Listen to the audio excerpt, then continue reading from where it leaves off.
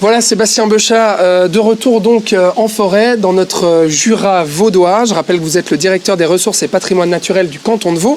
On se pose plein de questions autour du loup. C'est vraiment votre dossier, hein. Le loup en ce moment, dossier épineux, émotionnel. On en a pas mal parlé sur notre antenne. Là, on en reparle. Pourquoi ? Puisque le loup a refait son actualité la semaine passée. Un loup a été abattu près de la meute du Mont-Tendre, vers Montrichet. Qui a abattu ce loup et pourquoi, Sébastien Beuchat ? Alors, ce loup a été régulé par les agents de la Direction générale de l'environnement sur la base d'une décision qui a été émise par le département en charge au niveau du canton de Vaud avec une autorisation de l'OFEV. Et puis tous les critères de l'autorisation effectivement ont été respectés dans le cadre de l'autorisation de tir. Voilà, c'est cette autorisation que vous avez demandée, qui vous avait été accordée, qui prend part justement à cette régulation préventive, autorisée depuis le 1er décembre et qui court jusqu'à fin janvier. Ce loup, c'était un loup qui était particulièrement ciblé. Est-ce qu'aujourd'hui, vous pouvez confirmer ou non qu'il s'agit bien du loup qui était visé par le canton ? Alors, comme je disais, toutes les conditions de l'autorisation de tir qui permettaient de se donner le maximum de certitude de tuer ce loup-là ont été respectées. On est dans le territoire de la meute, c'est un loup mâle adulte, on avait le même contexte, les d'autres individus qui étaient à côté, et donc effectivement on a de bonnes chances que ce soit effectivement le bon mâle. Cependant, la seule certitude qu'on pourra avoir, c'est quand on aura les analyses ADN qui mettent un petit peu de temps, quelques semaines pour arriver. Donc c'est encore en cours là, c'est ça ? C'est encore en cours et ça prendra encore effectivement quelques semaines. Mais on espère effectivement que c'est le bon mâle qui a été effectivement tiré. Alors pourquoi est-ce que ce mâle était particulièrement ciblé dans cette meute du Mont-Tendre ? Pourquoi cibler ce loup-là en particulier ? L'année 2023 était un petit peu la même que l'année 2022 avec un petit peu plus de dégâts. Mais une grande différence par rapport à l'année 2022, c'est en 2022, on avait beaucoup de prédations qui étaient dans le cadre de la meute du Marchais-Rue, raison pour laquelle en 2022, on avait fait de la régulation sur la meute du Marchais-Rue. 2023, ce qu'on observe, c'est que la majorité des attaques étaient dans le périmètre de la meute du Mont-Tendre. Donc, c'est la grande majorité. Et puis, sur toutes ces attaques-là, dans 6 cas, on a pu démontrer effectivement la responsabilité du couple géniteur, donc soit la femelle, soit le mâle, justement avec les analyses ADN. Donc on vise le mâle reproducteur, c'est ça ? Le mâle reproducteur, effectivement, de la meute. Et puis, donc il y avait une raison au niveau des prédations. Puis l'autre raison, c'était des comportements qu'on estime qui sont problématiques sur certains loups. C'est pas fréquent, mais ça arrive. Et puis sur 2 cas, effectivement, ce loup spécifiquement, donc le mâle reproducteur, a eu 2 comportements qu'on estime problématiques. Une fois, il y a un éleveur qui s'est approché, il est resté à attendre alors que normalement il doit fuir directement dès qu'il y a un humain qui s'approche. Puis une autre fois, il a eu un comportement d'agressivité en montrant les crocs vis-à-vis effectivement d'un chien qui était accompagné d'une éleveuse. Et puis ça, c'est des comportements qui doivent effectivement être gérés. Et sur ces 2 critères, prédation et comportement problématique, ça a été les 2 arguments effectivement pour demander une autorisation pour réguler ce loup-là. S'il s'agit bel et bien du loup jugé problématique, si le test ADN révèle cela, quels sont les effets escomptés ? C'est-à-dire qu'est-ce que vous attendez par la suite auprès de cette meute justement ? Alors, le premier effet, c'est un effet, je veux dire, où on espère que ça aura une diminution des prédations pour la saison 2024. Donc ça, c'est le premier effet. C'est grosso modo c'est ce qui s'est passé sur la question de la meute du Marchais-Rue. L'année passée, 2022, nous avions beaucoup de prédation. Il y a eu régulation. 2023 a démontré qu'il y avait beaucoup moins de régulation de prédation. Donc on espère effectivement avoir le même résultat. Et puis, il y a de temps en temps, il y a des craintes qui s'avèrent effectivement quand on touche un reproducteur, de savoir qu'est-ce que ça donne effectivement sur la population de loups.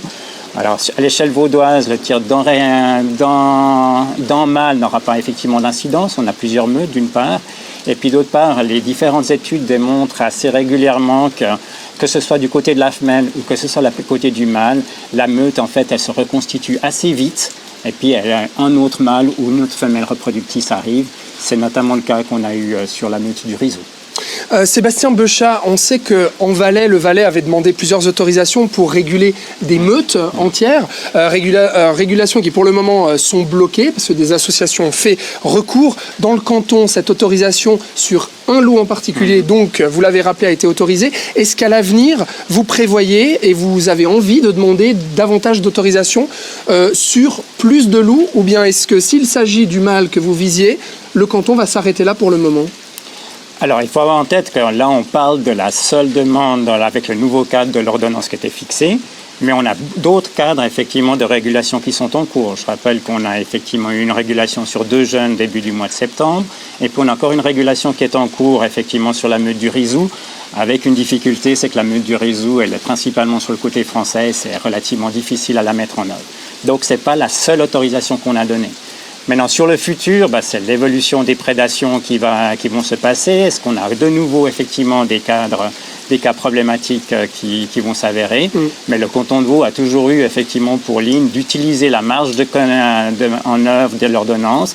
Et puis, quand c'est nécessaire, il faut faire une régulation. Il est clair que la régulation ne règle pas tout. Oui. C'est une partie de l'équation. On peut parler de mesures de protection des troupeaux, on peut parler d'autres choses. Mais ça fait partie effectivement des différents éléments qui sont à notre disposition pour gérer l'espèce. Pour terminer, Sébastien Beuchat, dans l'actualité, autre chose, un braconnage d'un loup a eu lieu dans la Broye la semaine dernière. Le canton a porté plainte. Pourquoi ? Alors, déjà dire qu'effectivement, le canton de Vaud, condamne tout acte de braconnage, que ce soit sur notamment des espèces protégées, comme c'est le cas du loup. On a eu plusieurs cas là, il y a quelques années, notamment aussi concernant le lynx. Et puis avoir en tête que quand on braconne une espèce protégée qui a des effectifs qui sont peu nombreux, mais forcément, de temps en temps, on peut mettre effectivement en danger effectivement cette population. Et c'est pour ça effectivement que l'État de Vaud condamne et a dénoncé effectivement, cet acte de braconnage. Et la dénonciation, c'est une simple application de la loi fédérale qui prévoit effectivement que le braconnage est un délit et qu'il est dénoncé. Et puis pour rappel, il est sujet à une peine qui peut aller jusqu'à 1 an de prison pour les cas les plus graves. Le braconnage, justement, on pourrait interpréter cela en se disant finalement, alors on sait que le sujet du loup est très émotionnel ici dans notre région, on pourrait penser justement que ces actes de braconnage sont peut-être faits parce que certaines personnes jugent à leur libre arbitre que le canton ou que la Confédération ne ferait pas assez. Alors, la motivation de l'acte de braconnage, il est actuellement difficile à savoir. L'enquête est en cours, on saura peut-être plus tard effectivement quelle était la motivation. Par contre, ce qu'il est important de rappeler, c'est que l'action publique, elle est basée effectivement sur un cadre des lois et des ordonnances qui sont décidées démocratiquement. Et l'État doit mettre en place effectivement ces actions dans ce cadre-là. Et tout axe qui est géré en fait par ailleurs remet en cause en fait toute la gestion qui est souhaitée. Sébastien Beuchat, merci beaucoup de m'avoir accordé cette interview pluvieuse mais abritée. Voilà Andrea, on va se revoir très rapidement Sébastien Beuchat parce que on sait aujourd'hui que le Parc Jura Vaudois a mené un sondage auprès de la population dans notre région pour savoir les réactions de la population autour du loup. NRTV va bien entendu suivre ce dossier. Voilà, très bonne journée à vous. Merci.